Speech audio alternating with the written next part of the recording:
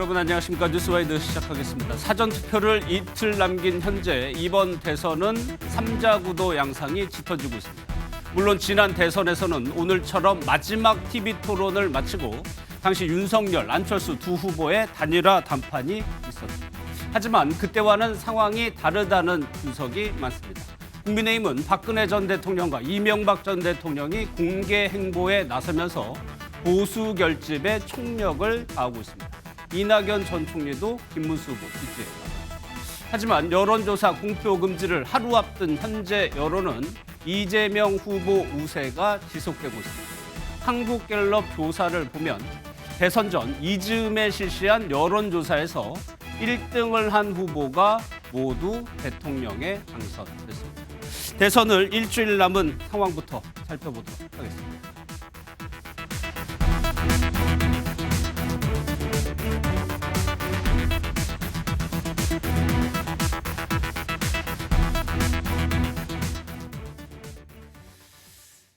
두 분과 정치권 소식 살펴보겠습니다. 복귀왕 더불어민주당 의원 김근식 전 국민의힘 비전전략실장 나오셨습니다. 어서 오십시오. 안녕하세요. 예. 오늘이요 보수 진영의 2명의 전직 대통령이 공개 행보에 나섰습니다. 같은 날 한 겁니다. 먼저 박근혜 전 대통령의 모습부터 보겠습니다.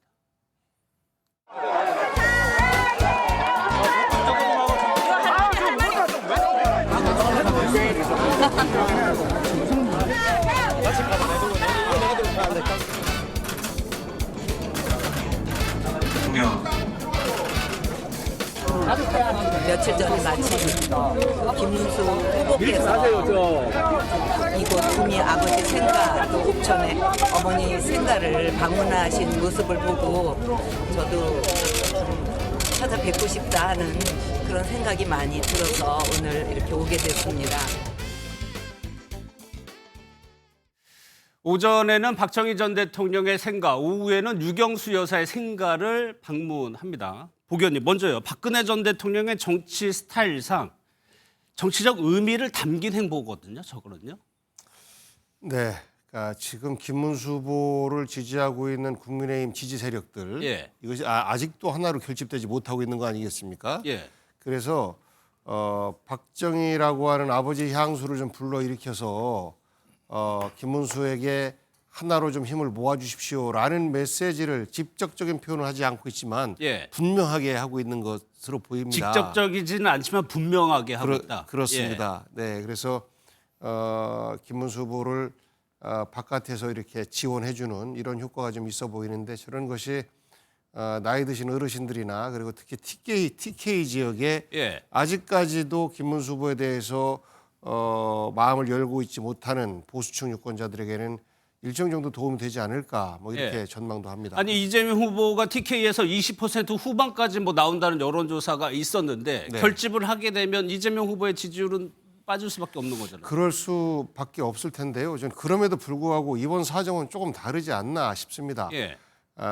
그 당시에 박근혜 탄핵 때와 지금은 박근혜 전 대통령은 TK에 자기 뿌리를 두고 있는 분이고 예. 그렇기 때문에 일반 선거 때와 뭐 크게 다르지 않은 지지 정도를 얻었는데 지금 윤석열 전 대통령은 TK하고는 아무 상관이 없는 그저 그냥 보수의 한 범주내에 들어있다라는 분인데 보수 내에서도 지난 12.3 계엄에 대해서 참으로 비판적인 생각을 갖고 있는 분들이 많거든요. 예. 그래서 저희는 이번에는 TK에서도 20% 후반대의 어떤 지지를 받을 수 있지 않을까 예. 이렇게 전망하고 열심히 뛰고 있습니다. 예, 실제로 박근혜 전 대통령이 TK 지역에서 실질적 아직도 영향력을 가지고 있습니까? TK 지역에서는 상당한 그 표심을 결집시킬 효과가 있다고 봅니다. 예, 그러니까 오늘 행보도 간단치는 않은 게 아버님 추모관을 가고 또 어머니 생가를 가잖아요. 연달아 가요. 그러니까 박정희 대통령에 대한 이 영남 지역, 특히 TK 지역의 정서, 예. 향수는 굉장히 뿌리가 깊거든요. 이것도 옥천에 있는 또 유경수 여사 생가를 가도 지금 뭐 특히나 배우자 문제가 또 계속 행간에 문제가 됐었기 때문에 예. 배우자로서는 국무상에서 가장 1위로 인기를 얻는 분이 바로 유경수 전 영부인 아니겠어요? 아, 그 부분도 감안해서요. 그렇죠. 그러니까 예. 그런 부분들에 대한 것들이 움직이는 동선 하나가 일정 정도는 저는 정치적 메시지를 두고 있고 예. 그래서 지난 주말부터 김문수 후보의 이 지지율 상승에 보수 결집이 가장 큰 역할을 했습니다만 그 보수 결집을 좀 더 돈독이하고 예. 확고하게 다진다. 이런 의미에서 아마 아버지 생각, 어머니 생각을 가서 박정희, 유경수 부부에 대한 어떤 향수를 갖고 있는 좀 나이 드신 예. 보수층에 대해서는 확실한 결집 효과는 있어 보입니다. 실제로 현장의 모습을 보면은 박 전 대통령을 보기 위해서 많은 인파가 몰려 있는 모습이고 뭐 환호도 있었고요. 박 전 대통령도 여기에 화답하는 모습들이 자주 연출이 된 상황입니다. 사실 박 전 대통령의 정치 스타일을 제가 잠깐 앞에 말씀드렸는데 어떻게 김문수 후보를 언급할 것인가를 보는데 오늘 이렇게 얘기를 했어요. 며칠 전에 김문수 후보 방문 모습을 보고 저도 찾아뵙고 싶다는 생각이 들었다라는 게 김건희 씨죠. 이 정도면 김문수 후보 지지를 표명한 거라고 해석이 되는 거겠죠. 과거에 박근혜 전 대통령이 실제로 정치 현장에 있었을 때 예. 특히 한나라당 대표 또 비대위원장 이런 시절에 보면 선거의 여왕이라는 별칭이 있었잖아요. 그랬죠. 그 선거의 여왕이라는 별칭은 중요한 시기에 결정적인 국면에서 가장 짧고 핵심적인 메시지를 날림으로써 예. 지지층을 결집시키고 또 이 표를 좀 옮겨올 수 있는 예. 그런 역할들을 사실 많이 했던 그 경험이 있는 사람이거든요. 그러니까 지금 말씀하신 것처럼 지금 김문수 후보가 TK 지역 중심으로 표가 결집되는 추세에서 김문수 후보가 우리 어머니 아버지를 방문했다는 걸 보고 나도 보고 싶어서 왔다. 이게 사실 굉장히 소프트하면서도 예. 그리고 직접적으로 김문수를 찍어달라는 이야기가 아니지만 상당히 품격 있는 예. 지지의 메시지거든요. 그런 걸 보면 여전히 박근혜 전 대통령이 정치적 내공은 그대로 유지가 되는구나 이런 생각이 들고 예. 그래서 지금 지지율 상승의 견인차 역할을 하는 보수층 결집에는 아마 오늘 상당히 큰 역할을 할 것이라고 생각이 듭니다. 그러니까 보 의원님 뭐 말씀처럼 직접적이진 않지만 분명한 메시지를 그렇습니다. 냈다는 겁니다. 그럼 동시에요. 유영아 의원이 사실 박근혜 전 대통령의 뭐 이른바 대리인 역할을 하고 있는데 이준석 후보에 대해서는 명확하게 선을 그었다. 이 얘기를 보게 돼 실제요. 뭐 다디라가 지금 지지부진한 상황에서 이준석 후보 보수 진영 후보고 김문수 후보 국민의힘 후보고 여기에 대해서도 어느 정도 의중을 나타냈다라고 봐야 될 것 같아요. 어쨌든지 간에 박근혜 전 대통령 입장에서는 김문수 후보가 당선되기를 응원하고 있을 터인데 여기에 현재로서 가장 큰 걸림돌이 이제 이준석이다라는 예. 판단을 뭐 본인도 하고 있을 거 아닙니까? 그런데 이준석은 박근혜 키즈다라는 출발점, 예. 그래서 보수의 뿌리다라는 나름대로의 보수의 정통성도 주장을 하고 있는 상황 아니겠습니까? 그러다 보니까 박근혜 전 대통령은 이준석에 대해서 그닥 탐탁지 않게 여기고 있다라는 예. 메시지를 유영아 의원을 통해서 보낸 것 같아요. 그렇게 되면 보수 쪽에서 박근혜 키즈인 이준석을 키워줘야 예. 보수의 미래가 있지 않느냐라고 생각했던 그 지지자들이 이준석에 대한 지뢰를 처리할 가능성이 있지 않을까라는 예. 계산이 깔려져 있는 발언처럼 읽힙니다. 예. 뭐 분명히 그런 의도를 가지고 저렇게 이제 박근혜와 이준석을 분리시키는 예. 그럼으로 인해서 박근혜 지지층이 이준석으로 가지 않게 하는 이런 노림수가 있어 보여요. 예. 각별하다는 표현은 해당되지 않는 거는 분명하다라고 유영아 의원이 박 전 대통령의 의중을 전했습니다. 그러면 김근식 기자님, 예. 사실 민주당에서는 광주라고 하면 국민의힘에서는 TK 대구가 보수의 심장으로 불리는데 그렇죠. 거기서 이준석 후보가 인정을 받지 못한다. 그럼 앞으로도 조금 뭐 곤란한 상황이 생길 수 있는 거 아닌가요? 그렇습니다. 그러니까 오늘 아까도 앵커께서 그 오프닝에서 말씀하셨지만 3자 구도로 결정이 돼버리면 예. 내일부터는 이제 여론조사 공표가 안 되는 깜깜이 선거 기간이잖아요. 예. 그 표현은 블랙아웃으로 예, 저희가 블랙아웃으로 돼 대체하겠습니다. 있습니다. 그래서 예. 그렇게 되면 사실은 오늘까지 나온 여론조사 결과만 안 채로 이제는 마지막 선거 날까지 국민들은 결정을 하게 됩니다.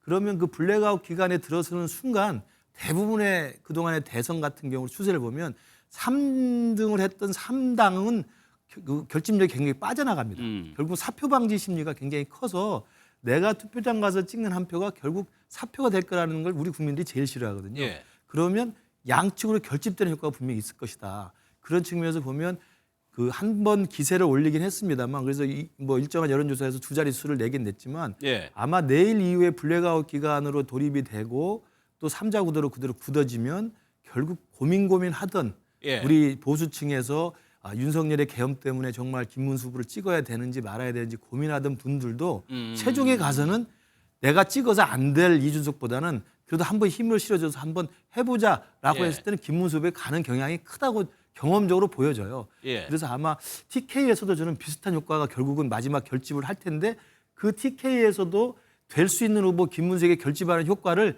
오늘 박근혜 전 대통령이 쐐기를 박은 거라고 저는 생각을 합니다. 예. 복 의원님 뭐 하실 얘기? 아닙니다. 아니요? 예. 거의 뭐 분석이 똑같습니다. 예. 그리고 동시에 서울에서는 김문수 후보가 이명박 전 대통령을 만났습니다. 그 영상도 한번 보겠습니다.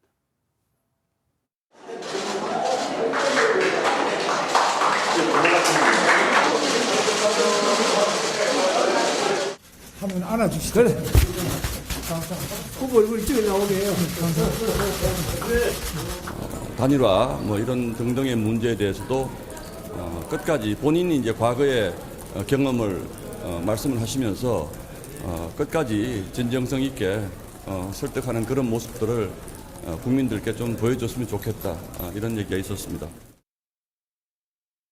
복 의원님, 이게 정치권에서 이렇게 두 명의 전직 대통령이 같은 날 움직였다라는 거는 뭐 공교롭다 이런 건 아니죠. 어느 정도 일종의 준비를 한 계획이 거겠죠? 있었고 양쪽으로의 어떤 그 누군가 매파가 가서 예. 이렇게 좀 해주십시오라고 해서 오늘 이제 저런 그림을 만들어 낸 것으로 보입니다. 예. 그래서 현재 보수층에 남아 있는 두 분의 대통령이 모두가 다 김문수 후보를 지지하는 이런 모양을 통해서 김문수 후보는 사실 이 정도 시점이면 집토끼는 예. 이미 다 뭐 끝냈고 산토끼 잡으러 다녀야 되는 판인데 예. 시기가 그런데 아직도 집토끼를 못 잡고 있어서 헤매고 있는 거거든요. 예. 그러다 보니까 두 전직 대통령들에게 SOS를 보내고 있는 거예요. 그런데 박근혜 전 대통령은 TK라고 하는 기반과 아버지에 대한 향수 이런 예. 부분들이 약간은 플러스 요인이 될 수 있을지 모르겠는데 이명박 전 대통령은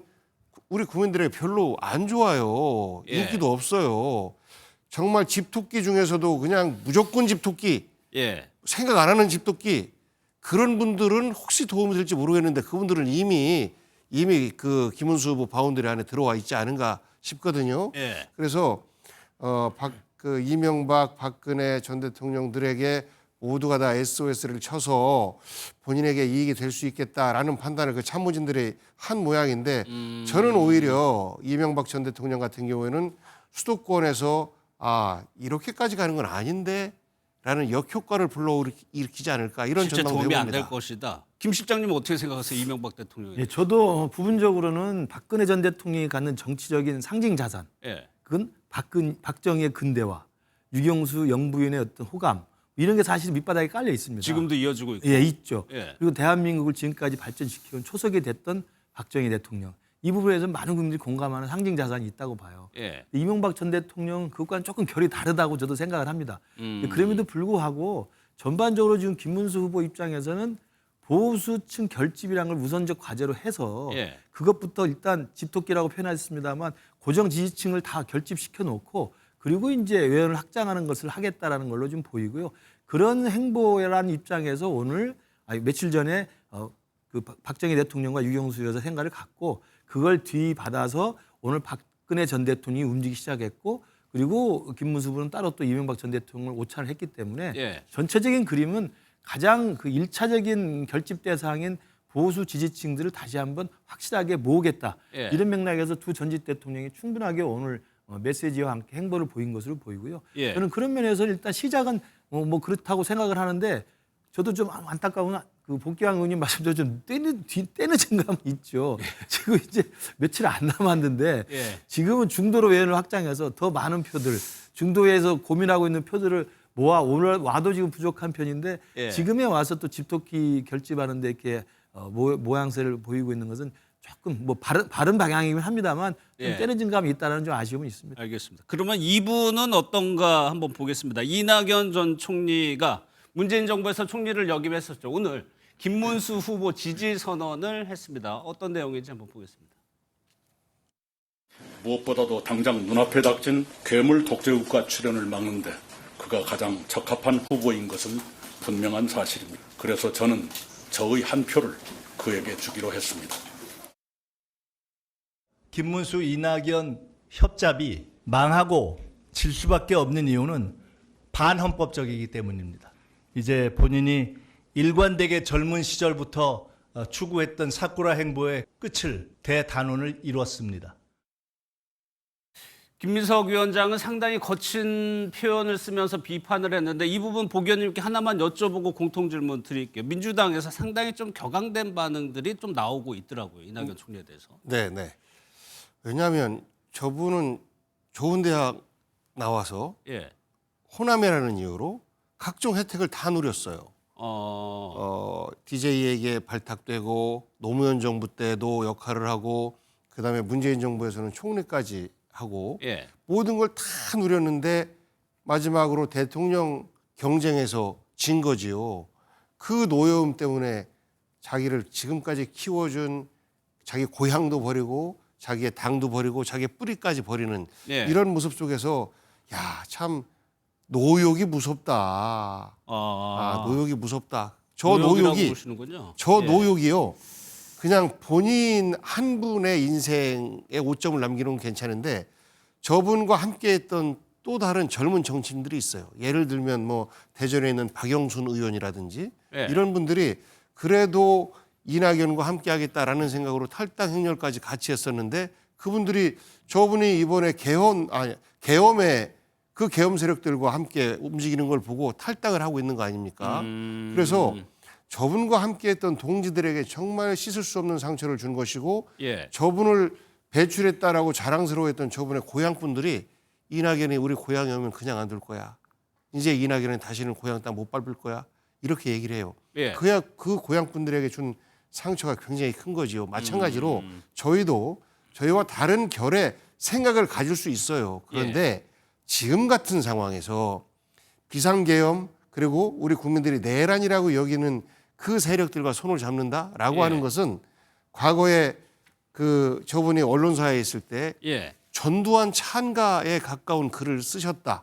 그럼에도 불구하고 살아남기 위한 어쩔 수 없는 것이었겠지라고 포용했던 그것이 잘못된 것 아닌가. 예. 결국은 마지막으로 다시 전두환 찬양을 했던 그 모습 그대로 다시 돌아온 것 아닌가라는 생각 때문에 저희들은 안타까워하고 비판을 하고 있는 예. 것입니다. 뭐 물론 국민의힘에서는 다르게 볼 수도 있습니다. 공통 질문 드리면서 그 부분도 김근식 실장께서 말씀해 주시면 될 것 같아요. 동시에요. 하루에 같은 날 2명의 전직 대통령과 이낙연 전 총리가 김문수 후보 지지를 했다라는 것이 지금 불리한 여론 상황에서 어느 정도나 처음에 저희가 얘기했을 때 반명 비텐트보다는 많이 축소된 것 같긴 한데 어느 정도나 효과가 되는지 좀 궁금한데 김근식 실장은 좀 어떻게? 일단 뭐 단순하게 보면 전직 두 대통령의 행보와 메시지를 통해서 보수 지지층들을 결집하는 효과 예. 플러스 그다음에 새미래민주당의 이낙연 상임 고문이 지지 선언을 이끌어냄으로써 호남 우파의 결집 이런 단순하게 보면 상당히 그럴듯한 모양새를 지금 맞추고 있다고 생각합니다. 예. 그리고 또 여기에 더해서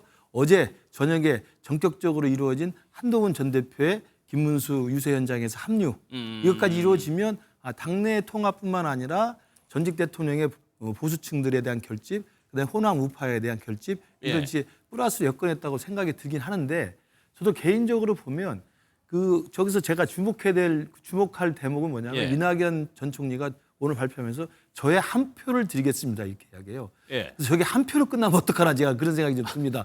왜냐하면 제일 좋은 방식은 새미래민주당과 저는 당대당 통합을 해도 괜찮고요. 예. 또 새미래민주당의 당 대표와 당직자와 당원들이 전부 다 이 김문수 후보 지지를 선언한다든지 물론 그런 의미가 깔려 있겠습니다만 일단은 저의 한 표라고 하는 그 말에 갖는 행여나하는 좀 아쉬움이 좀 있고 더불어서 저는 왼쪽으로 호남 우파를 모으고 오른쪽으로 박근혜 전 대통령과 박정희 대통령 향수를 모아서 결집하는 게 좋은데 예. 중심의 주체가 잘 서야 됩니다. 그러면 김문수 후보가 저도 계속 말씀드렸고 한동훈 전 대표도 주장을 했습니다만 일찍부터 후보가 되자마자 계엄에 대한 석고대죄 입장에서 진정한 사과, 예. 그다음에 탄핵 찬성에 대한 불가피한 인정, 그리고 윤석열, 김건희 부부에 대한 확실한 분리, 그리고 친윤 패권 세력에 대한 확실한 분리, 그다음에 부정선거 음모론자에 대한 확실한 분리 이런 것들을 선명하게 쳐내고 당이 환골탈퇴하는 모습을 김문수 후보가 선명하게 깃발을 든 다음에 예. 그리고 김문수 그 후보 변화된 김문수 변화된 국민의힘의 정체성의 깃발 아래 박근혜도 오고 이낙연도 왔다면 제가 볼 때 상당히 큰 시너지 효과가 있었다고 생각합니다. 그런데 여전히 그 부분은 지금 배제된 채, 그 부분은 빠져 있는 채로 된 거고 예. 그러다 보니까 어제 한동훈 전 대표가 정말 울며 겨자 맺기로 가서 합리유세를 했습니다만 그다음 밤 심야에 어떤 일이 이루어졌습니까? 윤상현 가장 윤석열 대통령을 비호하는 데 앞장섰던 선봉장이었던 윤상현 의원이 예. 그냥 조용히 슬그머니 1+1 끼워넣기로 공동 선대위원장에 들어간 거 아니겠습니까? 그러면 김문수 후보나 김문수 후보의 선대위라는 게 정체성이 무엇인가에 대해서 이낙연 총직도 제가 볼 때는 좀 의아할 수도 있다고 생각해요. 그래서 예.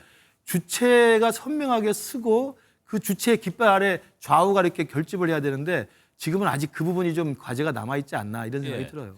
그럼 보기에는 지금 근데 사실 진보 진영이나 중도층까지는 그렇게 생각할지 모르겠지만 탄핵당한 대통령이고 복역한 대통령이에요. 그러면 민주당 입장에서는 중도층으로 확장 가능성을 생각해 봤을 때 거기에는 조금 제한적일 수 있지 않을까? 아니면은 진보 진영이 또 역결집 이런 효과도 좀 있을 거라고 좀 보세요?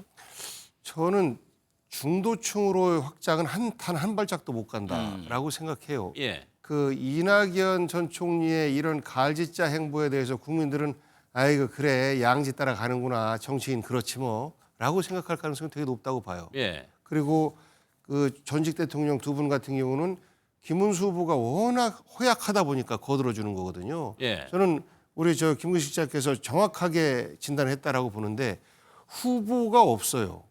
후보가 없이 그냥 보수라는 이름으로 모이자라는 것밖에 안 돼요. 예. 그 후보가 가지고 있는 비전 전혀 보이지 않아요. 그저 힘들다 보니까 형 찾아가는 명박이 형 찾아가는 이런 모습으로밖에 안 비춰진단 말이죠. 예. 그래서 저는 보수층들이 결집하고 싶어도 정확하게 김문수의 무엇을 보고 우리가 모일까?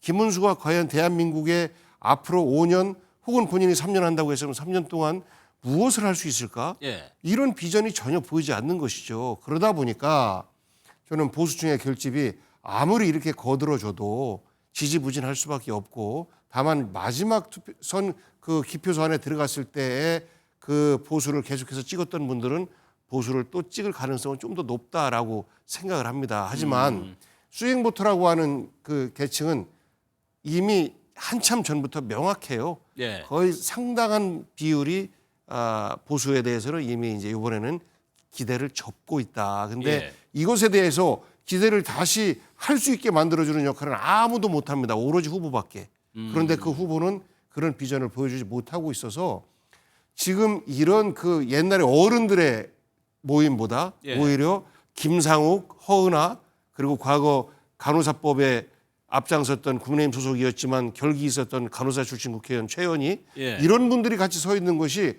훨씬 더 젊어 보이고 미래가 있어 보이는 거예요. 아 이런 예. 것들이 미래를 향한 빅텐트 아닌가라고 우리 국민들은 생각할 것 같아서 그저 옛날에 무엇을 한 가닥 했다라는 것으로 예. 중도층 표나 또 젊은 표나 얻는 것은 어렵지 않을까 이렇게 보고 있습니다. 알겠습니다. 김금식 실장께서 앞서 말씀을 잠깐 해주셨는데 국힘 경선 과정에서 그 뭐 중도 확장성이 있다라고 평가를 받았던 한동훈 전 대표가 김문수 후보하고 같이 유세를 벌였습니다. 좀 원팀의 모습을 좀 갖춰가는 모습이긴 합니다. 영상을 좀 보겠습니다. 대통령 김문수 계엄 옹호론 부정선거 음모론과 확실하게 선긋고 친윤 구태 정치와 확실하게 개혁할 것이라는 얘기해서 승리의 길로 가야 한다고 생각합니다. 여러분 우리 한동훈 대표에게 큰 박수 한번 보내주세요. 감사합니다. 반드시 우리는 승리할 것입니다. 김 실장님이 뭐 앞서 조금 늦었다라는 좀 안타까움을 표하긴 하셨지만 좀 일주일 남은 시점에서 전 대표하고 지금 현 후보가 같이 유세를 보이는 장면 일단은 원팀의 모습은 갖춰지는 것 같은데요. 맞습니다. 한동훈 전 대표가 사실은 그 이번에 국민의힘 대선 후보 경선에 참여했던 중에서는 제일 열심히 한 꼴이 됐어요. 왜냐하면 홍준표 전 시장은 지금 하와이에 가 있지 않습니까? 그러네요. 그러면서 뭐 이준석을 찍어도 좋다는 이야기까지 할 정도고 예. 한덕수 후보는 경찰 수사받았다는 소식만 들리고 어디 계신지도 몰라요. 예. 그렇지 않습니까? 그런 거에 비하면 한동훈 전 대표는 지금 사실은 독자적으로 많은 지지세를 결집해서 예. 지난 주말 사이에 김문수 후보의 지지율 상승에 저는 한동훈의 결집 효과가 상당히 저는 기여를 했다고 생각을 합니다. 예. 그런데도 당에서는 이러저러한 불만이 있어서 그러니까 그런 얘기들이 계속적으로 한 전 대표에게 나오는 이유는 아실 거 아니에요? 그럼요. 예. 그러니까 그래서 그래도 불만이 있어서 어제 전격적으로 도봉구에 있는 유세장에 가서 합류를 했고 연설을 한 거 아니겠습니까? 예. 그런데도 제가 또 들어보면 그 와중에 사실은 그 지금의 이제 친윤 지도부와 일정한 정도의 또 좀 감정이 좀 오고 간 게 있었고 아 그래요? 그 와중에 또 저 현장에서는 당연히 공지하지 않고 한동훈 전 대표가 갑자기 갔기 때문에 예. 한동훈 대표를 지지하던 사람들이 한 명도 참석을 못했어요. 그러니까 거기는 이제 또 윤어게인이라든지 부정선거 주장하는 분이라든지 이런 분들이 대거 저기에 와 있었기 때문에 아 그래서 그런 모습이 연출된 거군요. 그렇죠. 저기 목소리는 잘 들리지 않습니다만 예. 돌아다니는 우리 유튜브를 보면 한동훈 대표에 대한 막말이 서슴치 않고 나옵니다. 그랬다면서요? 네, 그러니까 예. 제가 듣기에도 민망할 정도에. 그러니까 사실은 불러놓고 사실은 망신을 준 격이 돼버렸는데 오케이 거기까지 좋습니다. 그런 걸 알고도 한동훈 대표는 간 거예요. 예. 당신들이 정말 그렇게 필요로 해서 우리가 대선 승리할 수 있다면 가겠다 해서 한 건데 그리고 제가 아까 말씀드렸지 않습니까? 어제 심야에 무슨 일이 일어났습니까? 그래서 한동훈 대표가 저기에 합류하는 결단을 내렸고 그래서 바로 한동훈 대표 이른바 친한계 의원들이 다 김문수 선대위에 다 이름을 올렸어요. 예. 그런데 거기 이름 올린 거에 슬그머니 윤상현 의원이 공동 선대위원장으로 임명을 받은 겁니다. 아 그러면 그 시간 전후 관계를 한번 따져볼게요. 네. 그 친한계 의원들이 선대위에 이름을 올려서 한동훈 전 대표가 간 게 아니고 아닙니다. 한동훈 대표가 간 다음에 심야에 그 공지문이 다 같이 참여하자 이렇게 해가지고 맞습니다. 된 거예요? 네, 맞습니다. 왜냐하면 6시경에 그 도봉구에 합류를 했고요. 예. 그게 끝났고 그리고 밤 제가 알기로는 9시, 10시 사이에 친한계 대부분의 의원들이 직함을 받아서 선대위에 합류했고 거기에 윤상현 의원이 들어간 겁니다. 그러니까 오늘 오전에 뭐 이제 친한계 의원들은 뒤통수 맞았다는 생각을 지금 하고 있는 거죠. 그래서 강하게 그렇게 반발. 맞습니다. 그러니까 뭘 하려면 아까 제가 말씀드렸습니다만 후보가 중심을 잡고 깃발을 선명히 들고 호남 무파인 이낙연부터 해서 TK의 심장인 박근혜 대통령이 모아오는 거하고 예. 그러면 이 깃발을 들 때 적어도 한동훈 대표로 상징되는 중도까지 확장이 가능한 이 개헌 반대 탄핵 찬성 세력까지 끌어오려면 예. 후보가 명확하게 정체성을 가져야 되는데 결국 가서 후보 손들어 줬는데 결국 선대위에서는 윤상현을 끼워넣고 윤상현이 선대위원장이 되는 이 형국이 돼버리면 예. 누가 그 진정성을 믿겠습니까? 그러면 그 친한계가 이제 윤석열 의원이 들어갔을 때 굉장히 강하게 반발을 했는데 그건 김문수 후보의 의중이라고 봤던 거예요? 아니면 윤 전 대통령의 의중이 실린 거라고 봤던 겁니까? 그 내용은 제가 모르겠습니다만은 저는 김문수 후보가 그걸 그립을 잡고 장악해서 하는 건 아니라고 봅니다. 아마 당 지도부에서 예. 선대위 중심에서 아마 그렇게 한 것으로 보이고 그게 왜 그렇게 했는지 정말 저도 한번 설명을 듣고 싶어요. 어제 정말 어렵사리 정말 친한계가 다 합류하고 한동훈 대표가 합류해서 만들어낸 그 아름다운 드림팀의 그림을 왜 밤에 저런 식으로 초를 치는지 저도 궁금합니다. 사실은. 아니 그런데 저는 전격적으로 이렇게 갔다고 말씀을 하셨는데 어떻게 보면 이 두 명의 그러니까 뭐 보수 진영의 대표적인 두 명의 사람이 이렇게 같이 손을 드는 장면 이거 보견님께 한번 여쭤볼게요. 정치권에 계시는 이벤트, 세레머니로 만들 수도 있는 장면인 것 같은데 그거를 좀 잘 활용을 못한 것 같다는 생각이 또 드네요. 친윤 쪽에서는 예. 자기 당원들에게 한동훈이 인정받아가는 과정이 좀 두려울 거예요. 왜냐하면 현재 객관적으로 볼 때 선거에서 결과는 아무래도 질 가능성이 훨씬 더 높고 예. 그러면 지고 나서 당을 누가 수습할 것인가 누가 당의 주류 세력으로 남을 것인가 이제 이 경쟁이 남아 있는 거거든요. 그런데 한동훈 같은 경우에는 기호 2번만 달고 나는 국민의힘 대표입니다.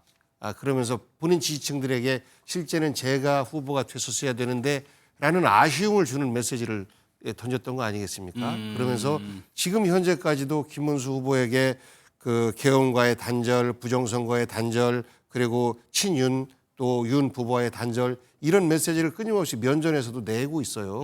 이거는 대선을 하자라는 것이 아니고 국민의힘의 내일을 도모하려면 저밖에 없습니다. 예. 이런 메시지를 들리거든요. 예. 그러다 보니까 달갑지 않다. 지금 현재 권성동 직접적으로 한동훈이 겨냥해서 사퇴시켜라라고 얘기를 하지 않습니까? 그들 입장에서 볼 땐 한동훈이 대선 끝나고 나서 당으로 들어오는 것을 막아야 되겠다. 예. 이런 생각을 할 수밖에 없는 것이고 그러다 보니까 그에 대한 장군멍근으로 윤상현 의원을 이렇게 생각한 거 아닌가 싶은데요. 결국은 이런 불협화음과 이런 선거 끝나고 나서의 당권을 누가 가져갈까 이런 갈등 속에서 예. 다 결론도 못 내고 선거를 끝낼 가능성이 더 높아 보입니다. 알겠습니다. 이제 앞으로 7일 남은 선거에서 유일한 변수는 오늘 TV 토론하고 아마 단일화가 될 것 같은데 언론에서는 불씨라는 표현을 씁니다. 불씨 살릴 수 있나 이런 표현을 쓰는데 오늘이요 이준석 후보가 또 기자회견을 했고 김용태 비대위원장도 전과는 조금 다른 맥락의 말을 했습니다. 들어보겠습니다. 비상계엄에 책임이 있는 세력으로의 후보 단일화는 이번 선거에 없습니다. 김문수 후보로는 이재명 후보를 이길 수 없다는 사실을 이제 국민의힘 모두가 잘 알 것입니다. 김문수 후보에게 사퇴는 이미 요구한 바가 있고요. 반복할 필요는 없지만 김문수 후보로는 이기지 못한다. 그렇다면 김문수 후보가 할 수 있는 판단은 명확할 겁니다. 제가 한 번이라도 흔들림이 있었다면은 아마 그에 대해 가지고 다른 생각이 있다고 생각할 수 있을 텐데요. 저는 한 번도 그런 단일화에 동의한 적이 없습니다. 개혁신당에서 단일화할 생각이 없다라는 입장을 계속 밝힌다면 저희도 그 뜻을 존중할 필요가 있다고 생각이 들고요. 앞으로 단일화가 없더라도 저희는 3자 구도에서 김문수 후보가 이길 수 있다는 확신이 있습니다. 저 두 발언이 지금 사실상 하루 남은 겁니다. 오늘 TV 토론 준비하고 있으니까 밤부터 내일까지 하루 남은 건데 저 발언이 아니 협상력을 높이기 위한 좀 어떻게 강공의 측면이 있는 거냐 아니면 사실상 이제 물 건너간 거냐 단일화는 실장님 어떻게 해요? 예, 뭐 저도 우리 국민의힘 소속 당협위원장이기 때문에 막판까지도 단일화를 통한 극적인 역전 승을 기대하고 있죠. 그러나 현실적으로 지금 시간을 생각해보고 그리고 지금의 전국의 국면을 좀 생각해보면 단일화를 할 수 있는 여건이 좀 미흡한 건 사실입니다. 그러니까 단일화에 성공해서 사실상 막판 역전극을 가능케 했던 경우는 대부분의 조건이 충족이 돼야 되는데 가장 큰 게 아까도 말씀하셨습니다만 2위 후보와 3위 후보가 합쳤을 때 실제로 단일화를 하면 이길 수 있다는 확신이 서야 됩니다. 그런데 지금 여론조사의 대부분의 추이는 2위 김문수 후보와 3위 이준석 후보를 산술적으로 단순하게 합치면 이재명 후보와 비슷하거나 앞설 수 있다는 수치는 가능하지만 제일 중요한 게 가상양자 대립이 아니겠어요? 그렇죠. 단일화를 가정해서 단일화된 후보와 이재명 후보를 여론조사에 보면 그 단순한 합산의 수치가 떨어져 나갑니다. 밖으로 빠져나가요. 이게 일부는 이재명으로도 가고 일부는 이제 표를 포기하기도 하고 이렇게 되기 때문에 그 수치만 가지고는 사실은 단일화에 응할 수가 없는 것이고 3위 후보인 이준석 후보가 단일화해도 이길 수 있다는 확신이 없는 상태에서 스스로 손을 들기에는 지금 이준석 후보는 자기의 정치적 미래를 생각하면 손해보는 선택이라고 볼 수가 있죠. 저는 그렇기 때문에 그 여건이 마련되지 않은 상태에서 오늘 TV 토론하고 내일 하루 남은 사이에 과연 저 상황이 만들어질까. 그리고 또 하나 중요한 것은 아까 제가 후보가 명확하게 정체성을 선명히 하고 왼쪽으로는 이낙연 호남 우파 오른쪽으로 박근혜 대통령의 TK를 가져오려면 후보가 정체성을 가져야 되는데 후보의 정체성이 서야 된다는 건 뭡니까? 이준석과 단일화할 때도 후보가 정체성을 명확히 해줘야 됩니다. 계엄을 사과하고 계엄을 반대하고 탄핵에 찬성하고 부정선거를 끊어줘야 이준석 후보를 데려올 수 있는 거 아니겠어요? 그리고 적어도 이준석 후보를 쫓아냈던 친윤 세력하고는 절연을 한다고 해줘야 이준석 후보가 돌아올 수 있는 입구는 만들어주는 거 아니겠습니까? 그게 전혀 안 되고 윤상현 의원을 다시 선대위원장을 시키는 판에 어떻게 그게 손을 내밀 수 있겠습니까? 사실 이준석 후보는 안 하겠다는 거의 가능한 모든 표현을 다 하고 있는 것 같은데 하나만 더 여쭤볼게요. 그러면서 늘 이준석 후보가 김문수 후보에게 하는 얘기가 사퇴하라는 얘기 하거든요. 사퇴 안 할지 뻔히 알면서 사퇴하라고 계속 얘기하는 이유는 뭡니까? 그건 제가 볼 때 이준석 스타일의 메시지의 특징은 사퇴하라고 주장하는 것은 하려면 나로 단일화해라 이 말이에요. 그러니까 간단한 의미입니다. 단일화 안 한다는 것은 3등인 나보고 포기하라는 건데 너희들이 영 단일화를 이야기하면 당신이 사퇴하고 나로 단일화하면 된다는 거거든요. 사실은 이준석 그 화법대로 외둘러 치면서 상대방을 상당히 조롱하는 그런 내용입니다. 복 의원님께 이거 여쭤볼게요. 이명박 전 대통령이 김문수 후보에게 뭐라고 얘기를 했냐면 단일화를 놓고 끝까지 진정성 있는 설득을 보여줘라라고 얘기를 했어요. 이거는 안 되더라도 마지막까지 뭔가 하는 모습을 좀 국민들에게 보여줄 필요가 있다라고 좀 해석이 되거든요. 그런데 이제 김문수 후보가 지난번 한덕수 총리와의 단일화 과정에서도 보면 예. 진정성이 없지 않습니까? 결국은 시간은 내 편이니 내 방식대로 그리고 한덕수 총리가 언제까지 단일화가 안 되면 후보 등록 안 하겠다라고 했는데 예. 그 시간을 지나서까지 이야기하면서 결국 단일화에 어떤 자기의 유리한 조건을 만들려고 했었지 않습니까? 예. 지금도 마찬가지로 이러저러하게 내가 좀 더 유리하니까 네가 양보해. 이런 자세 그대로예요. 후보 스스로가 단일화에 대한 절박함 이런 것들이 보이지 않습니다. 예. 그저 캠프에 있는 일부 사람들이 승률을 조금이라도 높이려면 단일화를 해야 유일하게 약간의 활로라도 열릴 수 있을 텐데 예. 라고 생각하고 있지 후보는 뭐가 뭔지 잘 모르는 것 같아요. 그냥 단일화 했으면 좋겠다. 다만 전제는 네가 양보해. 계속 그런 메시지로 들리지 않습니까? 예. 그러다 보니까 결국은 단일화라고 하는 거는 둘 중에 한 사람은 사퇴를 하는 것인데 예. 이준석 입장에서 볼 땐 김문수는 확실한 2등 후보. 본인은 만약에 본인이 단일화가 본인으로 됐을 경우에는 1등도 위협할 수 있다라고 주장을 하면서 예. 보수층 지지자들에게 승리의 가능성은 나한테 있지 김문수 후보에게는 있지 않습니다. 그리고 예. 저는 사퇴 안 합니다. 이기려면 저를 중심으로 단일화 시켜주세요라고 호소를 하는 것이고 예. 설령 저렇게 해서 3자 구도로 해서 대선을 치른다? 그런데 이제 두 자릿수 이상의 득표를 한다라고 하면 이준석은 비록 선거에서는 3등 했지만 예. 사실상 보수의 내일의 중심으로 도약할 수 있는 이런 가능성의 문을 여는 것이기 때문에 예. 대선 출마해서 일부 좀 돈도 쓰고 당력도 좀 뭐 많이 소진시키고 했겠지만 그 이상의 정치적 자산을 얻는 것이라 예. 사퇴를 할 이유가 전혀 없는 것이죠. 그게 두 자릿수 득표율 그렇습니다. 저는 현재 조사치로 그렇게 나오고 있고 예. 하다 보니까 그리고 보수층의 유권자가 그러니까 유권자를 통한 단일화를 그 김용태 비대위원장이나 얘기를 하던데 저는 유권자들은 오히려 확실한 2등보다는 그래도 희망이 있는 미래의 싹을 키우지 않을까 예. 그런 식으로 그 투표가 행해지지 않을까 이런 좀 전망을 해봅니다. 예. 그렇다면 김용태 비대위원장이 이제 단일화에 응할 생각이 없다고 입장을 밝히면 그 뜻을 존중할 필요가 있다. 이제 전체적인 흐름이 그렇게 가는 것 같은데 그렇게 되면 국민의힘 입장에서는 할 수 있는 방법이 이준석 후보에게 가는 표는 사표가 된다. 그렇죠. 이거 말고 또 뭐가 있을까요? 그게 아까 제가 말씀드린 이제 블랙아웃 그 기간으로 들어갔을 때 예.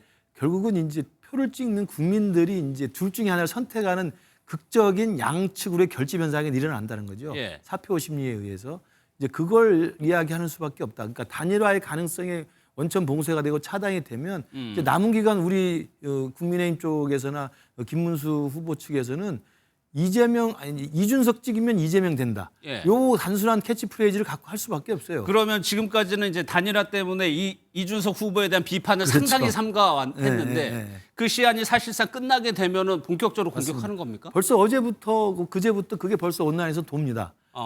김문수 찍으면 김문수 되고 예. 이준석 찍으면 이재명 된다. 그것도 줄임말이 있더라고요. 예, 맞습니다. 그러니까 이게 예전부터 많이 돌던 그 프레임이잖아요. 예. 저는 그렇게 하는 수밖에 없고 그러면 결국 보수층이나 그다음에 이재명 대표가 싫었는데 그 단일화를 결과를 좀 지켜오면서 아직 결심을 못했던 부분들도 결국 사표 심리에 의해서 한쪽에 결집될 거라고 보고 예. 아마 그 전략의 프레임 속으로 들어갈 거라고 봅니다. 그래서 다만 그렇게 했을 경우에 그 결집의 속도나 결집의 규모가 과연 1위를 지금 앞으로 달리고 있는 이재명 후보를 압도할 정도가 되느냐. 그건 예. 남은 일주일 동안 달려 있다고 생각합니다. 예.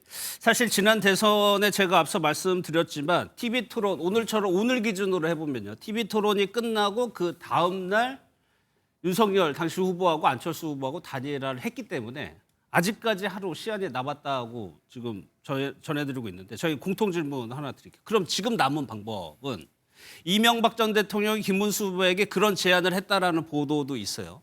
후보가 직접 이준석 후보를 찾아가는 방안.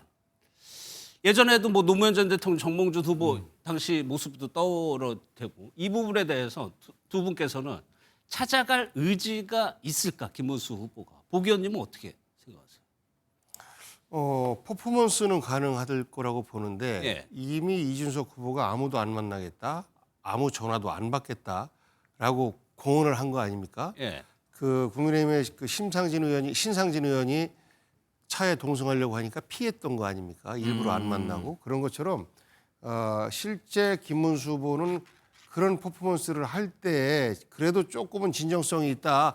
이준석이 단일화 안 하는 거다. 예. 라는 것을 일종의 낙인 찍기 위해서라도 퍼포먼스를 할 가능성은 조금은 높아 보이는데요. 퍼포먼스 측면에서는 가능성이 있다. 그렇습니다. 근데 실제 그것이 단일화의 성공으로까지 연결되기는 어려워 보이고 예. 지난번 윤석열 안철수 단일화는 사실 토론 이전에도 일정 정도의 물밑교감들이 있었던 거 아닙니까? 그러다 보니까 토론 끝나고 나서 전격적으로 그날 저녁에 모여가지고 새벽에 모여서 가능했던 것인데 지금은 그런 과정이 전혀 없기 때문에 예. 내일 모레 사전투표 시작하고 나면 이제는 단일화가 아니라 3자 구도 속에서 보수의 정통성, 보수의 미래의 대표를 두고 예. 또 다른 경쟁을 하게 되지 않을까 싶어요. 김 실장님 의견 듣고 한번 따라 좀 들어볼게요. 저도 아마 김문수 후보 측에서는 그 단일화의 절박함 그리고 단일화의 그 거부를 하고 있는 쪽은 이준석 후보 측이라는 것을 상징적으로 보여주기 위해서는 수 있는 장면일 수도 있죠. 저는 충분히 갈 수는 있다고 생각해요. 예. 과거에도 아까 말씀하신 노무현 대통령이 정몽준 후보 집 앞에 가 있었고 또 2012년가도 문재인 당시 후보가 안철수 집까지 찾아간 적이 있었어요. 그랬죠. 예. 그러니까 찾아가서 기다리는 사람은 없어 보이거든요. 그리고 굉장히 절박해 보이고 예. 열심히 노력한 게 보여요. 근데 집 앞에까지 찾아갔는데 문전박대를 당하면 이 문전박대 당한 쪽에 대해서 상당히 표가 가거든요. 저는 그런 의미의 퍼포먼스로는 김문수 후보가 할 수 있는 충분한 가능성이 있다고 보는데 예. 지금 김문수 후보가 일정을 소화하거나 움직이는 과정에서 이번에 선대위 구성하거나 뭐 이렇게 하는 거 보면 김문수 후보가 주도해서 후보 중심으로 선대위가 굴러가는 것 같지가 않아요.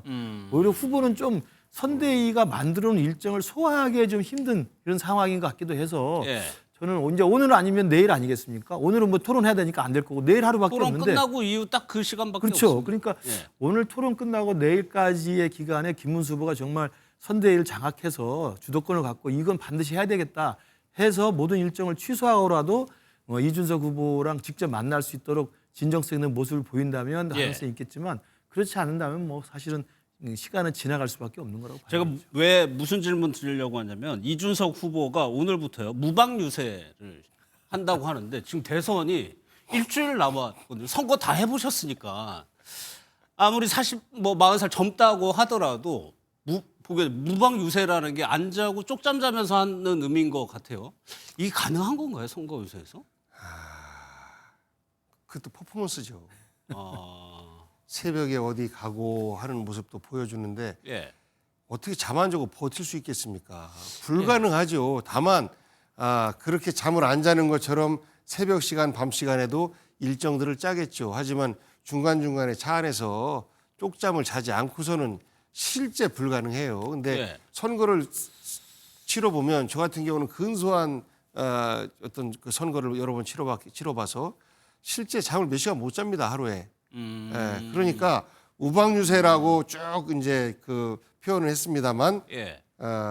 잠자는 자리가 집이냐 차 안이냐 이 차이일 뿐이지. 집에 들어가느냐 마느냐. 그렇습니다. 그 차이일 뿐이지 실제 어떻게 잠 안 자고 사람이 버티겠어요. 불가능하지요. 그러면은 그렇게는 견딜 수 있겠네요. 그런 식으로 하게 되면. 그러니까 무방 유세는 뭐 저 말씀하셨지만 실제로 본인 선거일 때는 밤 12시 1시까지 일정을 소화하고 새벽 4시면 나와야 됩니다. 예. 그럼 사실 집에서 한 2시간 정도 자는 거예요. 아, 그래요? 실제 선거. 그렇죠. 그러니까 그렇게 하는 거지. 그러니까 무방 유세를 하더라도 새벽 1시부터 새벽 한 3시까지는 어디 가서 찾아가서 지지를 호소할 때도 없지 않습니까? 욕 먹어요. 그러니까 그렇기 때문에 사실은 집에 들어가서 자느냐 집 밖에서 자느냐의 저도 의미이지. 그게 좀 궁금했는데 새벽에 그럼 선거 운동을 한다는 얘기잖아요. 그렇죠. 근데 새벽에 깨어 계신 분들이 별로 없잖아요. 그러니까 새벽 1시까지는 가능할 수 있습니다. 예. 그리고 한 새벽 4시부터는 가능해요. 그러나 중간은 사실은 없습니다. 그렇다면 무방 유세라는 건 제가 볼 때 굉장히 상징성 있게 보여줄 수 있는 자기만의 특장을 보여주는 건데 뭐냐면 젊다는 거죠. 나는 내일부터 일주일간 예, 예. 무방 유세를 하겠다라는 젊음을 보여주고 건강함을 보여주는 거고 또 한편으로는 뭐 제가 언뜻 든 생각입니다만 지금 오늘 뉴스와이드에서 오늘이나 내일 사이라도 김문수 후보가 찾아갈지 모른다니까 무방 유세 선언하면 찾아갈 데가 없지 않습니까? 아니 제가 왜 그러려고 했냐면 요즘에 이제 대선 후보들 유세하면 일정 공유하잖아요. 네네네. 그러니까 오히려 찾아가기가 쉬운 거 아닐까 싶어요. 유세장에 찾아가는 건 사실 그 그림이 별로 안 좋죠. 아, 그런가요? 집 앞에 가서 나올 때까지 기다리고 예. 집 앞에 가서 돌아올 때까지 기다리는 게 예전에도 그 연애하다가도 차이면은 그 차인 그 여성 집 앞에 가서 성의 있게 기다려야지 여성이 움직이는 데 가서 일과 시간에 쑥 들어가면 되겠습니까? 아, 오히려 더 어렵다는 말씀이시죠? 저는 그렇게 봅니다. 우박이면. 진정성 있는 그 단일화에 대한 절박함을 보여주려면 집으로 가는 건데 예. 사실 무방 유세를 선언함으로써 사실 집에 들어가지 않겠다는 걸 선언하는 셈이죠. 예. 그러니까 하나만 더 아무리 예. 힘들어도 끝까지 간다라는 표현을 무방유세로 한 거예요. 끝까지 가겠다. 그렇습니다. 그러면 이후에 물론 지금 여론조사를 기반으로 이제 뭐 전망을 해보는 건데 김문수 후보가 패배하게 된다. 그럼 김구식 실장님. 네. 이준석 후보 보수 진영에 있고요. 한동훈 전 대표 유세하고 있습니다. 두 사람 그리고 또 김문수 후보의 친윤 이른바 친윤이라는 네. 그룹이 있고요. 어떻게 이준석 후보 한동훈 전 대표가 이준석 후보를 지금 좀 어떻게 보고? 그러니까 지금 이준석 후보가 단일화에 응하지 않는 여러 가지 이유가 있습니다만 예. 뭐 제 생각인데 이준석 후보가 단일화에 응하지 않는 몇 가지 전략적 고려의 한 부분은 내가 국민의힘에 합류해서 들어가 봐야 나를 대체할 한동훈이라는 세력이 있는 거예요. 그렇지 않겠습니까? 당내에서 이미 친윤 구태 청산, 윤석열 부부와의 분리, 부정선거와의 분리, 계엄 반대 이런 것들에 대한 선명한 이준석 후보와 똑같은 식의 깃발을 들고 있는 세력 그것도 현역 의원까지 갖고 있는 세력을 있다, 갖고 있는 게 국힘에는. 한동훈이 있기 때문에 예. 이준석 후보는 굳이 들어가 봐야 그냥 후보만 포기하는 것이지 그게 안에 들어가면 또 한동훈 후보와의 또 경쟁이 되지 않겠어요? 그러니까 아마 그 부분은 당 밖에 있는 게 유리하다는 생각을 할 거라고 보고요.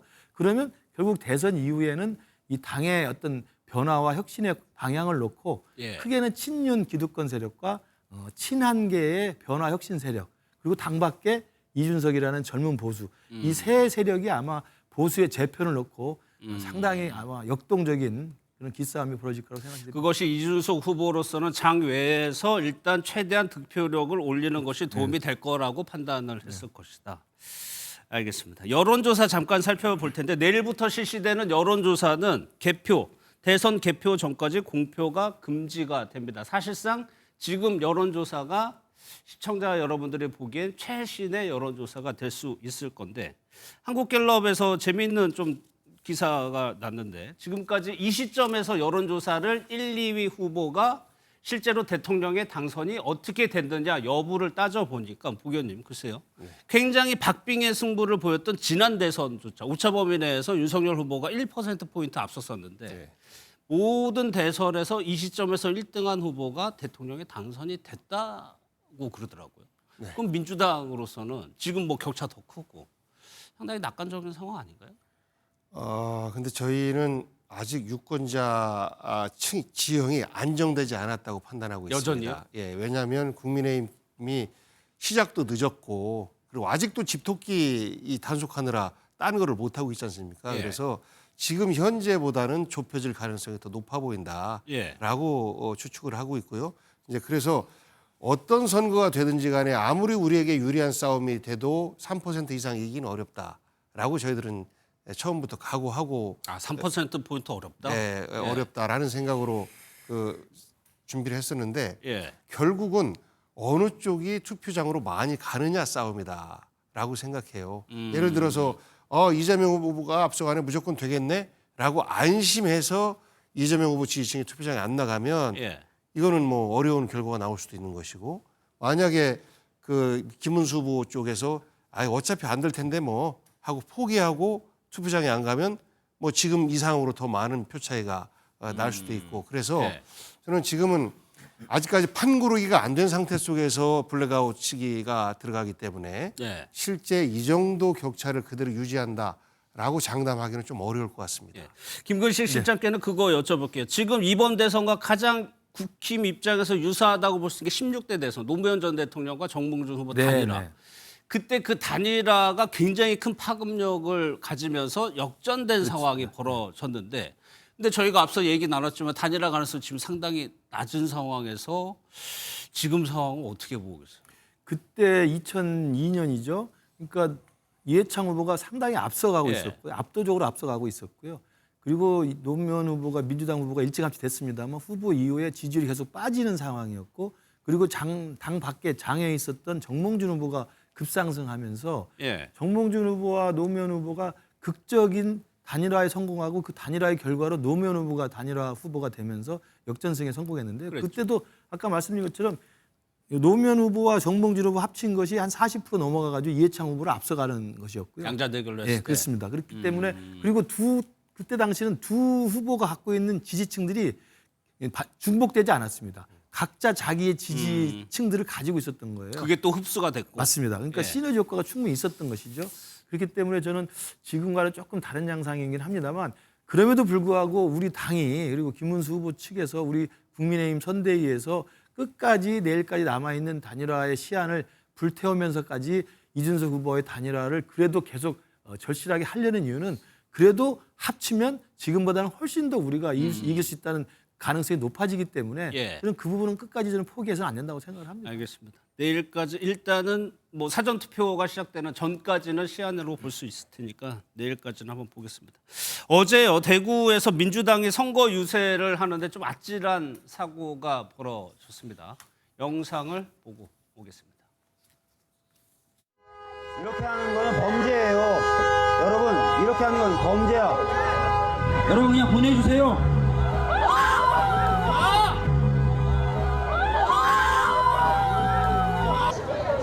저 사진 찍고 그냥 신고하세요. 보내주세요. 나오라고 양건만인데. 아니 왜 나갔네? 당시 상황을 요약하면 이제 박주민 의원이 유세를 벌이고 있는데 한 차량이 와서 멈추고 경적을 울리다가 선거 운동원들을 약간 좀 차량으로 부딪히는 모습이 연출됐다고 하는데 두 분 다 또 다 선거 운동 해보셨으니까 실제로 조금 선거 저런 모습은 처음 보시죠? 보기에는 뭐 어떠세요? 저거는 처음 보는데 실제 저희 지역구에서도 어제 예. 몸싸움이 일어났었어요. 아 그래요? 아침에 이제 출근 인사를 좋은 사거리를 맡아서 출근 인사를 하지 않습니까? 예. 그래서 실제 충돌을 막기 위해서 양 캠프에서 오늘 아침은 어디에 가서 우리는 합니다. 그럼 그쪽에서도 우리는 이렇게 합니다. 그래서 공유를 하는군요. 예, 그 자리 피해 줘요. 물론 그거 안 하는 데도 있어요. 이제 저희는 지방이고 일정 정도 이제 구역이 제한지다 보니까 예. 그런데도 그쪽에서 저희들이 가기로 한 대로 선거운동을 왔어요. 그러다 보니까 상대적으로 물리적인 충돌이 생길 수밖에 없고 실제 우리 선거운동원 젊은 친구가 맞고 그랬어요? 그렇습니다. 예. 근데 이게 말리는 것도 밀치는 것도 폭행이다라고 해서 일정 정도 쌍방과실이 일어날 수밖에 없다라고 해서 그 젊은 친구가 혹시 벌금 30만 원이라도 맞으면 예. 그 젊은 친구의 미래가 안 좋으니까 그냥 합의하고 맙시다라고 말았었는데 예. 그때 저 자리에 어른들도 있었거든요. 상대당의 선거 운동에 책임자도 있었어요. 그런데도 이게 안 되는 겁니다. 그래서 아까 저거 같은 경우에는 실제 사람 죽을 수 있었던 이런 위험한 상황인데 부추기고 있는 거예요. 계속해서. 경찰이 긴급 체포를 했다고 하네요. 당연히 예. 체포를 해야 되는 거고 선거 방해죄로 무겁게 처벌을 해야 되는 겁니다. 예. 선거 방해죄는 굉장히 무겁거든요. 거기에다가 저 부분은 거의 살인에 가까운 이런 행위 아닙니까? 그래서 저것을 보고 다시는 이래서는 안 된다라고 전 국민의힘 지지자들을 보여요. 그러면 국민의힘에서 이런 부분은 있어서는 안 됩니다. 우리 당에 도움이 안 됩니다. 제발 좀 하면서 호소를 하는 모습들을 보여야 되는데 예. 남의 일처럼 뒷짐지고 있지 않습니까? 그래서 예. 저는 우리 그 현장에서 선거운동을 하는 분들의 갈등 그리고 진영이 워낙 지금 가파르게 치닫고 있어서 그 갈등의 정도가 좀 심한데 그럴 때일수록 충돌 없이 마무리될 수 있도록 양쪽 당에서 지도부들이 이런 부분은 생기지 않게끔 예. 지속적인 노력을 좀 해야 된다 이런 생각합니다. 국민의힘 지지자인 거는 확인이 안 된 거죠. 뭐 20대 추정을 남성, 하신 건데. 20대 뭐 예. 벤츠남이라고 지금 이야기를 하고 있는데요. 저희도 비슷한 겁니다. 그러니까 박 의원님 말씀하신 것처럼 서로 간에 신사협정 비슷하게 유세 차량이나 선거 운동이 가는 건 사전에 그 다음 일정을 공유해요. 그럼 시간대를 엇갈리게 하면 되기 때문에. 그러니까 그게 지역 단위로 할 수 있다는 그럼요, 말씀이죠. 그럼요. 왜냐하면 우리도 사무실 있고 저쪽도 사무실 있으니까 또 다 알거든요. 그럼 사무국장선에서 그 다음 날 일정들을 서로 공유하면 그 시간대와 그 장소를 서로 피해가면 되는 거거든요. 저는 그런 면에서는 뭐 순조롭게 뭐 저 잘하고 계시고 저도 잘하고 있는데 그랬는데도 불구하고 저희들이 유세 차량에 올라가서 유세를 하거나 이렇게 구호를 외치거나 유세를 하면 예. 일부 뭐 술을 드신 분도 계시고 일부 화가 나신 분은 내려와서 항의하실 때도 거칠게 하는 분이 많이 있습니다. 그렇죠. 그러니까 그런 면에서 보면 참 이 정치가 갈등을 풀고 조정하고 통합하는 건데 예. 지금 어찌 된 것인지 지금 한국 정치는 더욱더 막다른 길로 가가지고 서로 간에 그냥 상대 진영에 대한 이 분노가 너무 커지는 것이어서 서로 간에 좀 자제해야 된다고 생각을 합니다. 또 하나가 이런 일도 있었는데 대학교 커뮤니티에서 이재명 후보를 적시를 해서 이게 뭐 굉장히 좀 섬찟한 글들이 올라오고 있습니다. 보기에는 마지막으로 이게 네. 어떤 후보가 당선이 되더라도 분열상 뭐 상당히 지금 국민 사이에 간극이 많이 벌어져 있는 상황이거든요. 네. 이런 정도까지. 뭐 네. 이재명 후보는 아예 방탄유리에서 지금 유세를 예, 하고 있는 예. 상황이고 이게 중요한 숙제가 될 것 같습니다. 그렇습니다. 대한민국 이렇게 가서는 큰일 납니다. 네. 국민 통합 없이 어떻게 남북 통일도 가능하겠어요. 그리고 어떻게 세계로 나가겠습니까? 근데 지금 이재명 후보가 방탄 유리 안에서 또 방탄 조끼를 입고 하는 것을 김문수 후보가 그만 좀 비아냥거렸으면 좋겠어요. 사실 어른 아닙니까? 이재명 후보가 그런 테러를 당해서 그리고 이재명 후보에 계속 테러하겠다라는 협박 때문에 두려워하는 거 참 안타깝다. 이거 후진적이다. 국민 여러분 그러지 맙시다. 이재명 후보 방탄유리 밖으로 나와서 유세할 수 있도록 해줍시다. 라고 하면 얼마나 아름답습니까? 그러면 예. 그 지지자들도 아 이러면 안 되겠구나 라고 생각할 텐데 계속해서 조롱하고 비아냥거리고 이런 것을 똑같이 하고 있는 거잖아요. 저는 누가 대통령이 되어도 대선이 끝난 이후에 국민 대통합을 위해서 그리고 예. 선거 과정에서의 테러와 폭력 이런 부분에 대해서는 정말 엄벌을 가할 수 있도록 우리 제도도 좀 이렇게 정비를 해야 되는 것 아닌가라는 생각을 해봤습니다. 알겠습니다. 두 분과 정치권 소식 살펴봤고요. 다음은 좀 사건 사고 소식으로 넘어가도록 하겠습니다.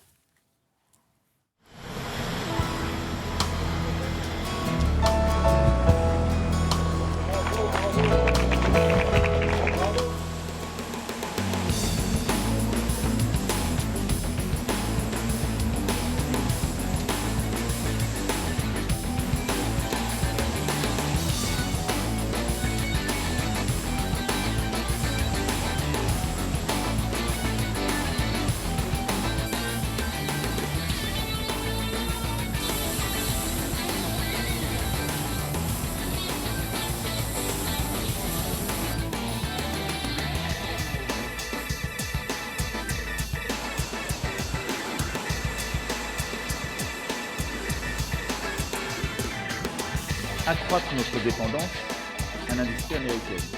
Et donc il faut que nous, Européens, on investisse davantage pour nous... 네, 세 분과 이어가겠습니다. 김유진 MBN 아나운서, 양지민 변호사, 김지훈 변호사 나오셨습니다. 어서 오십시오. 예. 안녕하세요. 김유진 아나운서, 저희가 네. 영상으로 좀 요약해서 보여드리겠지만 마크롱 프랑스 대통령이 지금 순방 중에 있어요. 근데 맞습니다. 여기입니다. 누군가 손이 나와가지고 대통령을 밀었어요. 얼굴을 네, 예. 밀쳤는데 이 밀친 주인공이 바로 누구예요? 영부인인 브리지트 여사였습니다. 예. 영상을 다시 한번 보면서 설명을 해드리면 더 이해가 쉬울 것 같은데요. 자, 영상을 한번 보겠습니다. 네, 전용기 문이 열리고 마크롱 대통령의 모습이 보이는데요. 곧이어 빨간 솜에 팔이 튀어나와서 대통령의 얼굴을 밀쳐내는 모습 보셨습니다. 예. 하지만 마크롱 대통령은 태연한 척 바로 웃으면서 손을 흔드는 모습인데요. 예. 잠시 후 이 빨간 솜의 주인공이 모습을 드러내게 되는데 누구였을까요? 나오겠죠. 네, 예. 바로 말씀드렸던 대로 영부인인 브리지트 여사였습니다. 그런데 여기서 또 하나 눈에 띄는 장면이 있었는데요. 예. 대통령이 슬쩍 팔을 내밀었거든요. 이렇게 나올 때. 그런데 이걸 에스코트하려고 했던 건데 영부인을 예. 브리지트 여사가 이걸 보고도 좀 외면한 아. 채 난간을 잡고 내려오는 모습을 볼 수 있었습니다. 그러니까 마크롱 대통령이 오른손을 약간 네. 이렇게 이제 내밀었죠. 네, 예. 그랬는데도 이걸 이제 못 본 척하고 내려오신 거죠. 예. 이 장면은 동남아 순방 첫 목적지인 베트남에 도착한 순간에 포착이 된 건데요. 이 영상이 SNS를 통해서 빠르게 확산이 되면서 전 세계 누리꾼들이 이런저런 추측을 쏟아내고 있습니다. 예. 대통령이 탄 전세기가 이제 내려가지고 문이 열리면 그 밑에 기자들이 다 대기를 하고 있습니다. 내려오는 대통령을 찍어야 되기 때문에 기다리고 있는데 그 순간에 저런 상황이 벌어진 거예요. 그러니까 박근홍 대통령은 웃을 수밖에 없을 텐데 양지민 변호사님 논란이 되니까 마크롱 대통령이 직접 해명을 했다면서요. 그렇습니다. 네. 마크롱 대통령이 영상 하나로 온갖 추측이 난무하는 상황인데 아내와 본인은 장난을 쳤을 뿐이고 이런저런 가설인데 모두 다 진정하라라는 입장을 밝혔습니다. 그러니까 네. 해외 순방길에 나서서 지금 이 전용기에서 내리기 직전에 부인인 브리지트 여사와 장난을 치는 모습이었다라고 이야기를 하고 있는 것으로 보이고요. 그럼에도 불구하고 논란이 사라지지 않자 예. 이 프랑스 대통령 관저인 엘리저 궁이 대통령과 이 부인이 여행을 시작하기 전에 마지막으로 웃음을 터뜨리면서 휴식을 취했다라면서 이건 친밀감의 순간이다라고 포장을 하기도 했습니다. 예, 친밀감의 순간이고 장난을 쳤다라는 건데 조금 전에요. 베트남 순방 중에 이제 정상 부부끼리 찍은 사진이 공개가 됐었는데 이게 사진이어서 실제로 이게 해석하기 나름이긴 한데 약간 마크롱 대통령이랑 부인의 준비가 안 됐나요?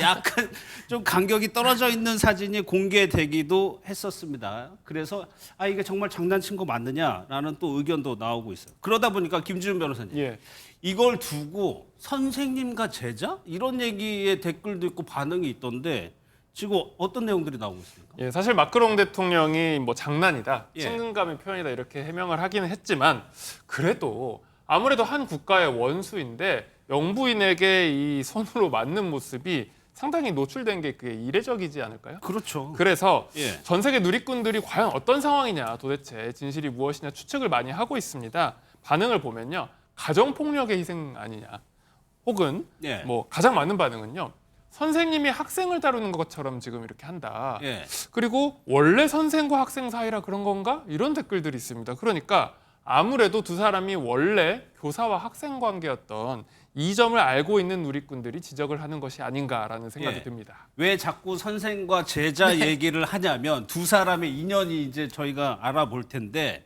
실제로 선생님과 학생 관계였다는 거죠. 두 맞습니다. 이 사제간의 러브스토리 하면 사실 우리나라에도 드라마가 있었잖아요. 네. 난 선생이고 넌 학생이야. 이 유명 대사가 아직도 생각이 나는데요. 그건 드라마였지만 이 두 사람의 이야기는 실제입니다. 두 사람이 처음 만난 게 마크롱 대통령의 학창 시절이었는데요. 학교 연극반 선생님과 학생으로 처음 만났다고 합니다. 예. 당시 마크롱 대통령이 15살, 브리지트 여사가 40살이었으니까 25살 차이인 거죠.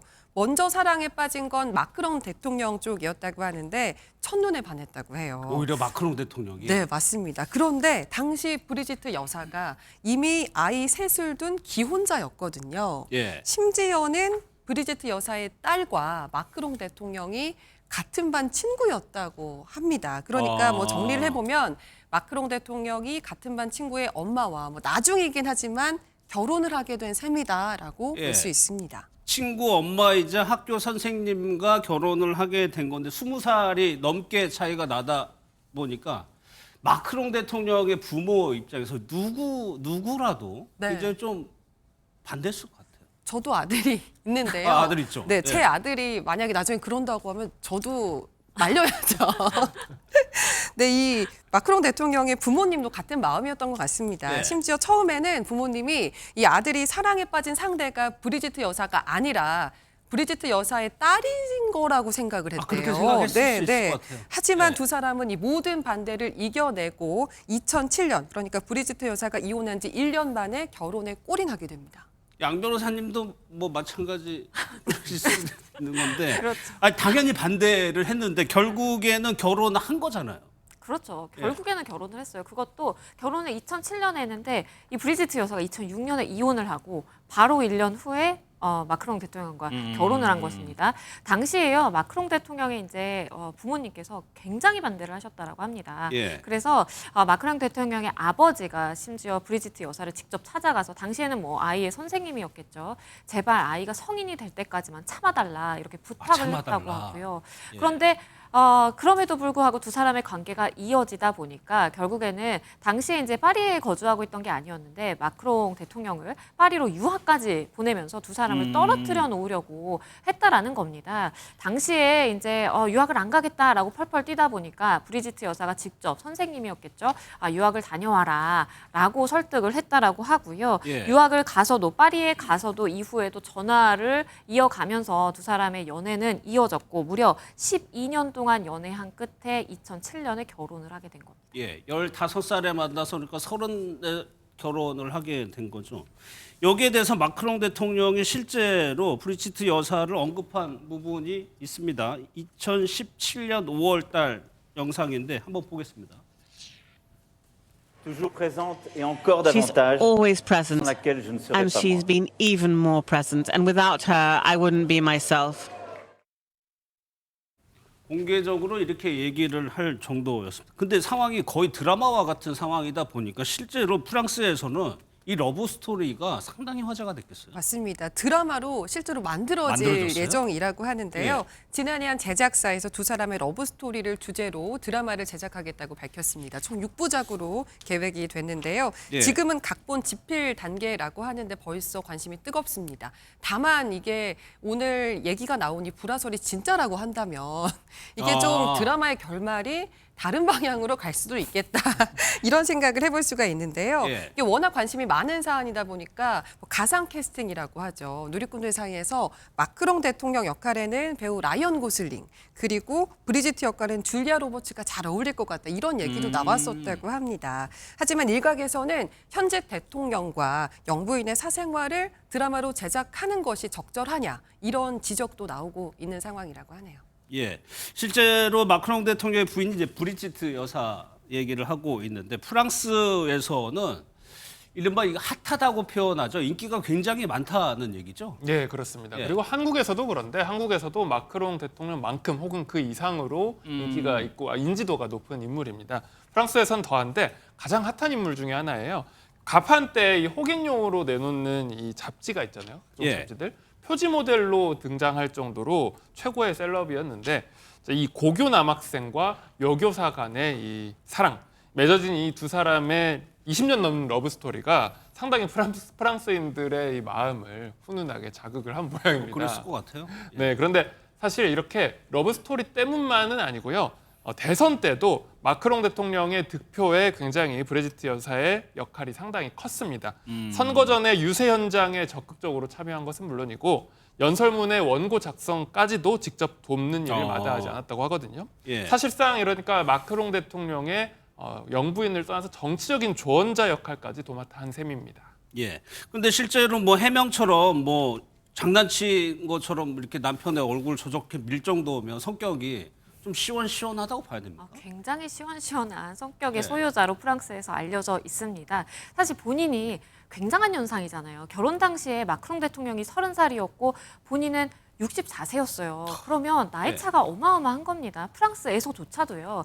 그런데 본인이 이렇게 공공연하게 이야기를 한다고 합니다. 내가 영부인 되기에는 너무 좀 나이가 들지 않았냐라고 이야기를 하기도 하고 매일 아침마다 내가 남편과 식사를 하는데 나는 내 주름에 놀라고 남편의 싱싱함에 놀란다라고 표현을 했다라고 하는 거예요. 그러니까 프랑스 내에서도 아니 본인의 어떻게 보면 조금의 페널티라고 볼 수 있을 만한 감추고 싶을 만한 부분일 수도 있겠는데 오히려 이렇게 드러내놓고 화통한 성격을 내비친다라고 해서 인기가 굉장히 많다라고 하고요.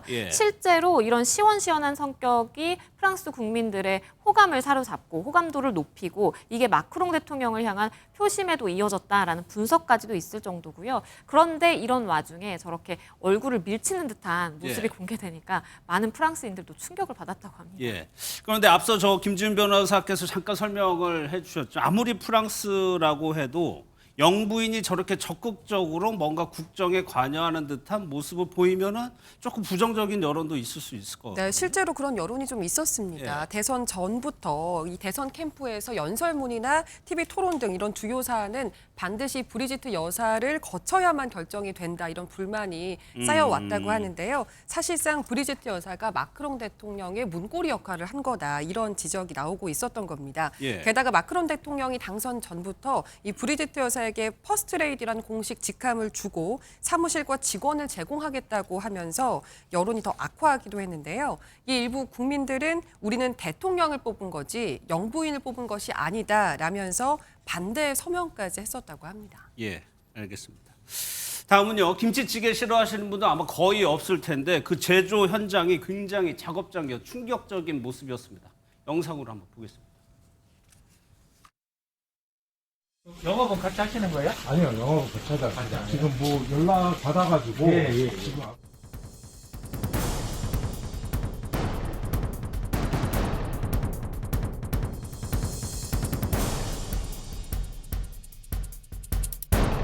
아니 영업 허가가 있어요? 허가고 안 하고 여기서 영업 옛날에요. 지금 현재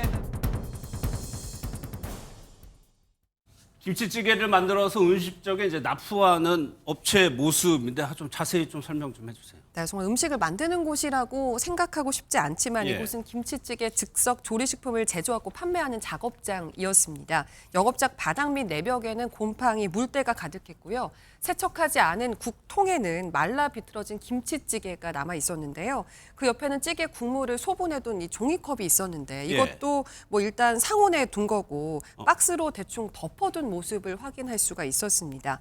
이는 식약처가 음식점에 유통되는 김치찌개가 무등록 작업장에서 제조가 된다라는 그런 정보를 입수해서 수사에 착수하면서 세상에 드러나게 됐습니다. 그러니까 양면에서 여기서 만들어진 김치찌개가 시중에 판매가 된 거죠.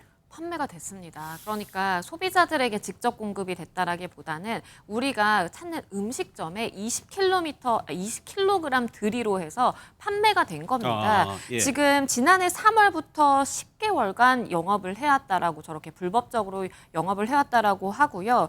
일반 음식점 7개소에 16.1톤이나 유통이 된 상황이었습니다. 약 1억 2천만 원 상당이 이미 판매가 된 상황으로 보이고요. 그러다 보니까 사실적으로 이러한 음식점에서 소비자들에게, 고객들에게 음식을 제공했을 개연성이 굉장히 높은 상황이고 일단은 말씀드린 것처럼 지금 무등록 업체입니다. 그러니까 등록을 예전에 받았다라고 하는데 그것이 취소된 상황이고 심지어 본인의 이제 유통 공장에서 상황이 어려워지다 보니까 저렇게 무등록 업체 다른 공장을 이용하던 그런 상황이었는데요. 위생 관리가 전혀 되고 있지 않은 상황으로 보이고 일단은 이렇게 불법적으로 유통하다 보면 가격적인 이득이 있기 때문에 이런 일반 음식점에 이렇게 공급을 하기가 좀 용이했을 것이다라는 생각이 듭니다. 그래서 식약처의 검열이나 이런 거를 좀 빠져나갈 수 있었나요, 오히려? 맞습니다. 무허가 시설이었기 때문에 식약처에서도 검열을 할 수 없었던 것으로 보이는데요. 이 업체 대표는 원래 충남 지역에서 식품 제조 및 가공업소를 운영을 했었는데 이게 경영이 악화되면서 단전 조치가 돼서 결국 경기도의 한 폐업 시설에서 제품을 제조하기 시작했던 겁니다. 문제는 이 시설을 영업장으로 등록하지 않고서는 정식 등록한 것처럼 업체들을 속여왔다는 점인데요. 식약처는 무등록 시설에서 식품을 제조한 혐의로 이 대표를 적발해서 검찰에 송치를 했고요. 관련 사실을 해당 지자체에도 통보를 하면서 A씨에게 납품받은 김치찌개를 팔지 못하도록 조치했다고 밝혔습니다. 그럼 양 변호사 이 정도 환경에서 음식을 만들었다고 하면은 식품위생법 같은 걸로 좀 처벌을 받을 가능성이 있나요? 그렇죠. 식품위생법 위반 사항으로 보입니다. 일단은 이렇게 무허가 영업을 하는 것 자체도 처벌 대상일 뿐만 아니라 우리가 먹었을 때 어떠한 신체상의 위해를 발생시킬 만한 우려가 있는 식품을 제조해서 판매한다면 그 역시도 현행법상 처벌 대상에 해당하고요. 심지어 우리가 일부 유통기한이 지난 식품을 보관을 한다라든지 판매를 한다라든지 엄하게 처벌하고 있습니다. 그런데 지금 저 업체의 경우에는 보이는 그 영상이라든지 사진만 보더라도 일단은 위생 자체가 굉장히 비위생적으로 관리가 되온 것으로 보이기 때문에 충분히 우리가 병을 일으키는 미생물에 오염됐다라든지 인체 건강을 해칠 우려가 있는 그러한 음식을 제조 판매했다라고 보여질 수가 있겠고요. 이러한 경우에 식품위생법 제4조에 따라서 10년 이하의 징역 또는 1억 원 이하의 벌금에 처해질 수가 있거든요. 형사처벌까지 가능한 사안이라는 것을 알아야 될 것 같습니다. 그러면 김 변호사님, 지금 저것이 음식점으로 가서 팔렸단 말이에요. 그러면 저 음식을 김치찌개를 먹은 사람도 있었을 겁니다. 그렇습니다. 그런 사람들 소비자들은 어떻게 해요? 그렇습니다. 일단 이 두 가지 종류가 나뉠 수 있는데 납품을 받은 음식점에 있을 수 있고 그다음에 납품받은 음식점에서 실제로 이 김치찌개를 소비를 한 소비자가 있을 수 있겠습니다. 음식점 같은 경우에는 사실 이 음식점에서 이 납품업체와 곰팡이가 핀 김치찌개를 납품받는다라고 예상하고 계약한 업체는 없을 거 아니에요. 그렇겠죠. 그렇기 때문에 당연히 제대로 된 식품위생법에 맞는 위생적인 음식을 공급받을 것을 전제로 해서 계약을 체결했을 거기 때문에 예. 채무불이행에 의한 손해배상도 가능할 수 있을 것이라고 보고요. 다만 이제 소비자 입장에서는 이 소비자가 이 김치찌개를 소비 그러니까 먹고 나서 뭔가 질병에 걸렸다든지 배탈이 탈이 났다든지 나요? 그런 상황이 있다고 하면 여기에 대한 뭐 치료비라든지 위자료 같은 손해배상 청구를 불법 행위에 의해서 할 수가 있는데 다만 이 경우에는 입증 책임이 소비자에 있다는 그런 단점도 있습니다. 그리고 그래요? 소비자가 만약에 이 곰팡이가 낀 김치찌개를 먹었는데 탈이 안 났어요. 예. 그러면 본인이 그런 김치찌개를 먹었다는 사실 자체를 모르고 넘어갈 수도 있는 거죠. 그렇겠네요. 알겠습니다. 다음은요. 한 여배우의 과거 학폭 폭로 내용이 공개돼서 좀 파장이 일고 있다고 하는데 김유진 아나운서 고민 씨 배우 어떤 내용입니까? 맞습니다. 최근 한 온라인 커뮤니티에 배우 고모 씨의 학폭 피해자들입니다라는 내용의 글이 올라왔습니다. 예. 최근 활발하게 활동 중인 유명 여배우가 중학생 시절의 학교 폭력의 가해자였다 이런 내용이었는데요.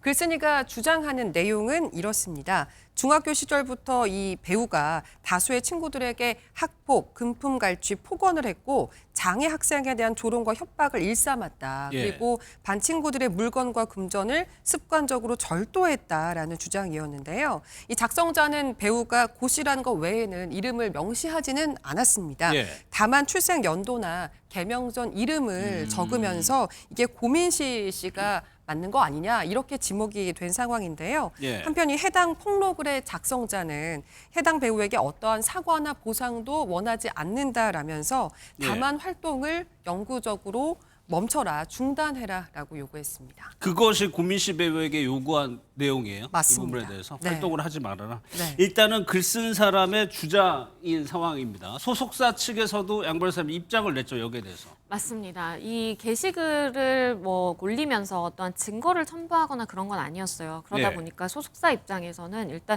배우에게 사실 확인을 하는 것이 우선이다라고 판단한 것으로 보이고요. 해당 내용은 명백한 허위 사실로 사실무근이다라는 입장을 밝혔습니다. 그럼으로써 이 배우의 명예가 훼손이 됐고 깊은 우려와 이 유감을 표한다라고도 전했고요. 본인에게 확인을 했지만 사실이 아니라고 본인은 했고 그래서 소속사 입장에서는 배우의 입장을 믿는다라는 입장을 밝혔습니다. 예, 기본적인 사실 확인을 소속사에서 한 거는 같습니다. 여기에 두고 이제 여러 가지 의견들이 지금 나오고 있는 상황인데 김 변호사님 과거에 보면 고민시 씨한테 또 하나의 뭐 의혹이나 논란이 있었는데 이때하고는 좀 달랐다면서요? 그렇습니다. 과거에 있었던 논란은 다름 아닌 음주 논란이었거든요. 그런데 사실 이제 왜 논란이 컸느냐? 자, 일단 보시면 2021년 사건이었는데 2021년 3월에 한 커뮤니티에 작성자가 고민 씨 이거 뭐냐 진짜 제발 이라면서 사진 2장을 올렸습니다. 예. 그런데 이게 뭐냐면 2011년에 고민시 씨가 싸이월드 미니홈피에 직접 올렸던 사진이거든요. 그런데 사진을 보면 테이블에 양주, 술잔, 담배꽁초가 수북한 재떨이 이런 것들이 있습니다. 사실 뭐 마약이나 이런 게 아니기 때문에 이게 뭐 문제가 될 수 있는가라는 생각도 들겠지만 문제는 당시에 고민시 씨가 미성년자 그러니까 고등학교 1학년 나이였다는 겁니다. 그래서 과거에 논란이 있었는데 이때는 고민시 씨가 즉각 인정을 하고 사과 입장을 밝힌 바가 있었습니다. 그런데요. 이번 학폭 논란 같은 경우에는 고민시 씨가 아주 강하게 부인을 하고 있거든요. 그러면서 이제 일부 누리꾼들이 왜 이번엔 즉각 인정하지 않느냐라고 하면서 의문을 제기하고 있는 것입니다. 뭐 사실 사실관계를 정확하게 따져봐야 될 사안인데 이게 음주 논란과 학폭은 양 변호사님 좀 성격이 좀 다르죠.